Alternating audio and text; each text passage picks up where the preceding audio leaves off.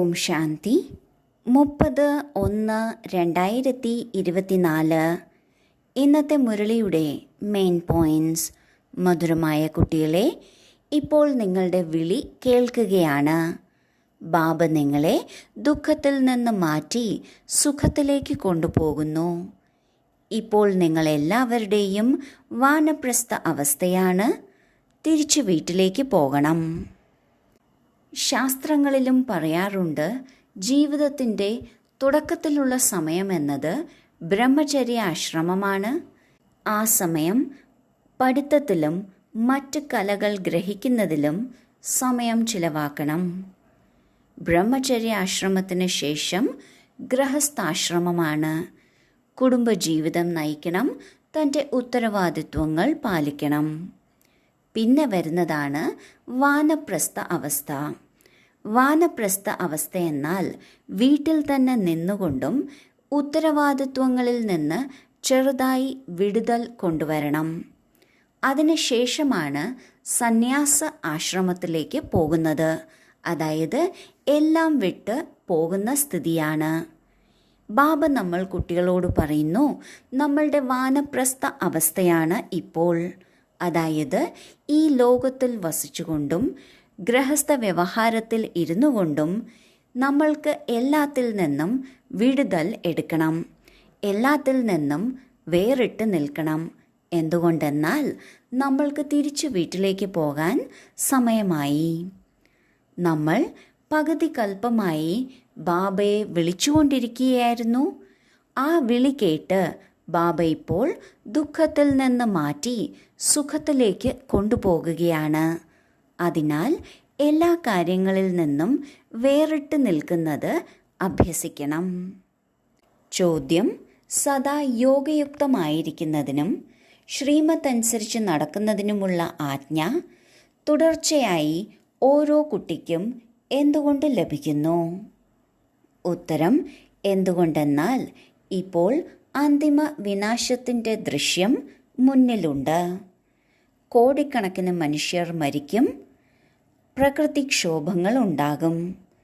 ആ സമയം സ്ഥിതി ഏകരസമായിരിക്കണം. എല്ലാ ദൃശ്യവും കണ്ടുകൊണ്ടും വേട്ടക്കാരന് സന്തോഷം, ഇരയ്ക്ക് പ്രാണവേദന, ഈ അനുഭവം ഉണ്ടാകണം. ഇതിനായി യോഗയുക്തമാകണം. ശ്രീമത്ത് അനുസരിച്ച് നടക്കുന്ന യോഗി കുട്ടികളാണ് സമാധാനമായി ഇരിക്കുന്നത്. അവരുടെ ബുദ്ധിയിലുണ്ടായിരിക്കും, നമ്മൾ പഴയ ശരീരം വിട്ട് നമ്മുടെ സ്വീറ്റ് ഹോമിലേക്ക് പോകും എന്ന്. ബ്രഹ്മബാബയുടെ ഒരു അത്ഭുത ജീവിത കഥ എന്ന പുസ്തകത്തിൽ കൊടുത്തിട്ടുണ്ട്. ഈ യജ്ഞം തുടങ്ങിയ സമയത്ത്, അതായത് 14 വർഷത്തിൻ്റെ തപസ്സിൻ്റെ സമയത്ത്, ബ്രഹ്മബാബ ഓരോ കുട്ടിയോടും വ്യക്തിപരമായി പറഞ്ഞിരുന്നു, അവരവരുടെ സുരക്ഷിതത്വം എന്നത് ഓരോരുത്തരുടെയും ആത്മ അഭിമാനി ആകുന്നതിനുള്ള പരിശീലനത്തിൽ ആധാരിതമാണ് എന്ന്. ആർക്കാണോ നന്നായി ആത്മാഭിമാനി ആയിരിക്കാനുള്ള പരിശീലനമുള്ളത്, അവരായിരിക്കും സുരക്ഷിതമായി ഇരിക്കുന്നത് എന്ന്. വിനാശം എന്നത് ഇപ്പോൾ മുന്നിൽ തന്നെയുണ്ട്. കോടിക്കണക്കിന് മനുഷ്യർ ശരീരം വിടും. പലതരത്തിലുള്ള പ്രകൃതിക്ഷോഭങ്ങളും ഉണ്ടാകും. മനസ്സിനെ പിടിച്ചുലയ്ക്കുന്ന തരത്തിലുള്ള സംഭവങ്ങൾ ഉണ്ടാകും. ആ സമയത്ത് നമ്മുടെ സ്ഥിതി ഏകരസമായിരിക്കണം എന്നുണ്ടെങ്കിൽ നമ്മൾ യോഗയുക്തരായിരിക്കണം. നമ്മുടെ നന്മയ്ക്ക് വേണ്ടിയാണ് വിനാശമുള്ളത് എന്ന് നാം മനസ്സിലാക്കണം. അതായത് വേട്ടക്കാരന് സന്തോഷം, എന്നാൽ ഇരയ്ക്ക് പ്രാണവേദന എന്ന സ്ഥിതിയായിരിക്കും. ആ ഒരു സ്ഥിതിയിൽ എത്തുന്നതിന് തീർച്ചയായും ശ്രീമതമനുസരിക്കുന്ന യോഗി കുട്ടികൾക്ക് മാത്രമേ സാധിക്കുള്ളൂ. അവരുടെ ബുദ്ധിയിൽ എപ്പോഴും ഉണ്ടായിരിക്കും, ഈ പഴയ ശരീരം വിട്ട് നമ്മൾക്ക് തിരിച്ച് വീട്ടിലേക്ക് പോകണം. നമുക്ക് മാത്രമല്ല, എല്ലാവർക്കും പോകണം. ഇത് കാരണം അവർക്കവരുടെ മനസ്സിനെ അചഞ്ചലമായി വയ്ക്കാൻ സാധിക്കുന്നു. ധാരണയ്ക്കുള്ള മുഖ്യസാരം: 1. ലൈറ്റ് ഹൗസായി എല്ലാവർക്കും വഴി പറഞ്ഞു കൊടുക്കണം. ബുദ്ധി പരിധിയുള്ളതിൽ നിന്ന് മാറ്റി പരിധി ഇല്ലാത്തതിൽ വെക്കണം. സ്വദർശന ചക്രധാരി ആകണം. 2. ഇപ്പോൾ തിരിച്ചു വീട്ടിലേക്ക് പോകണം.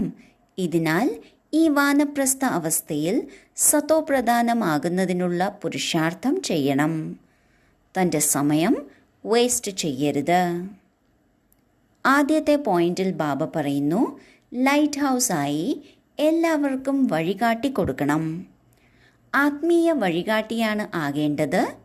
മറ്റുള്ളവർക്ക് ആത്മീയ വഴികാട്ടിയാകുന്നതിന് നാം സ്വയം അഭിമാനി ആകണം.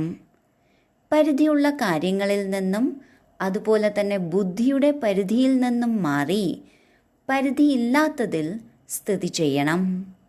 നാം സ്വദർശന ചക്രധാരി ആകണം. പരിധി എന്ന് പറയുന്നത് ഒരൊറ്റ ജന്മത്തിൻ്റെ ആധാരത്തിൽ ചിന്തിക്കുമ്പോഴാണ് സംഭവിക്കുന്നത്. 84 ജന്മങ്ങൾ എടുത്ത ആത്മാവാണ് എന്ന് മനസ്സിലാക്കുമ്പോൾ പരിധിയില്ലാത്ത സ്ഥിതിയിൽ സ്ഥിതി ചെയ്യാൻ സാധിക്കും. 2ാമത്തെ പോയിന്റിൽ ബാബ പറയുന്നു, തിരിച്ചു വീട്ടിലേക്ക് പോകാൻ സമയമായി. ഇപ്പോഴാണെങ്കിൽ വാനപ്രസ്ഥ അവസ്ഥയുമാണ്. അതിനാൽ സതോപ്രധാനമാകുന്നതിനുള്ള പുരുഷാർത്ഥം ചെയ്തുകൊണ്ട് തന്നെ ഇരിക്കണം. തൻ്റെ സമയം അനാവശ്യ കാര്യങ്ങളിൽ വ്യർത്ഥമാക്കി കളയരുത്. വരദാനം: സംബന്ധ സമ്പർക്കത്തിൽ വന്നുകൊണ്ടും ഡയമണ്ടായി ഡയമണ്ടിനെ കാണുന്ന കറയില്ലാത്ത ഡയമണ്ടായി ഭവിക്കട്ടെ. ബാബ്ദാദയുടെ ശ്രീമത്താണ് ഡയമണ്ടായി ഡയമണ്ടിനെ കാണണം. ഏതാത്മാവ് എത്ര തന്നെ കരിക്കട്ടയാകട്ടെ, തികച്ചും തമോഗുണിയാകട്ടെ, എന്നാലും നിങ്ങളുടെ ദൃഷ്ടി വീഴുന്നതിലൂടെ അവരുടെ കറുപ്പ് കുറഞ്ഞു പോകണം. അമൃതവേള മുതൽ രാത്രി വരെ എത്ര പേരുടെ സംബന്ധ സമ്പർക്കത്തിൽ വരുന്നുവോ, സ്വയം ഡയമണ്ടായി ഡയമണ്ടിനെ കണ്ടുകൊണ്ടിരിക്കൂ. ഒരു വിഘ്നത്തിനും സ്വഭാവത്തിനും വശപ്പെട്ട് ഡയമണ്ടിൽ കറ പറ്റരുത്.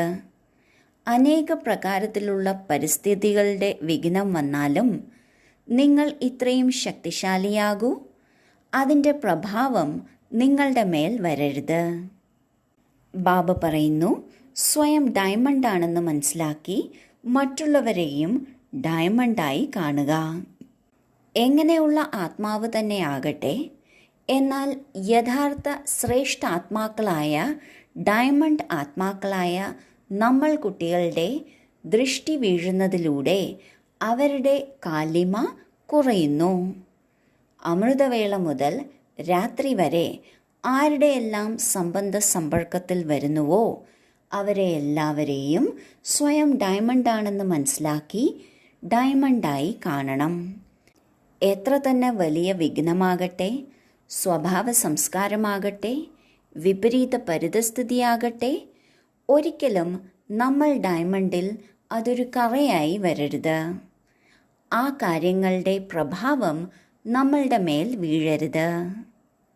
സ്ലോഗൻ: മനസ്സിനെയും ബുദ്ധിയെയും മന്മത്തിൽ നിന്ന് സദാ കാലിയാക്കി വെക്കുന്നവരാണ് ആജ്ഞാകാരികൾ. ബാബയുടെ ശ്രീമത്ത് തന്നെയാണ് നമ്മൾക്കുള്ള ഒരേ ഒരു മാർഗം. അതിനിടയിൽ നമ്മുടെ മനസ്സിൻ്റെ അഭിപ്രായമോ മറ്റുള്ളവരുടെ അഭിപ്രായങ്ങൾക്കോ ഒരിക്കലും മുൻതൂക്കം കൊടുക്കരുത്. എപ്പോഴാണോ നമ്മുടെ മനസ്സിനെയും ബുദ്ധിയെയും ഈ സ്വന്തം ഇഷ്ടം അല്ലെങ്കിൽ സ്വന്തം അഭിപ്രായം ഈ കാര്യങ്ങളിൽ നിന്ന് മോചിപ്പിക്കുന്നത്, അപ്പോഴാണ് ആജ്ഞാകാരി എന്ന് പറയുന്നത്. ഓം ശാന്തി.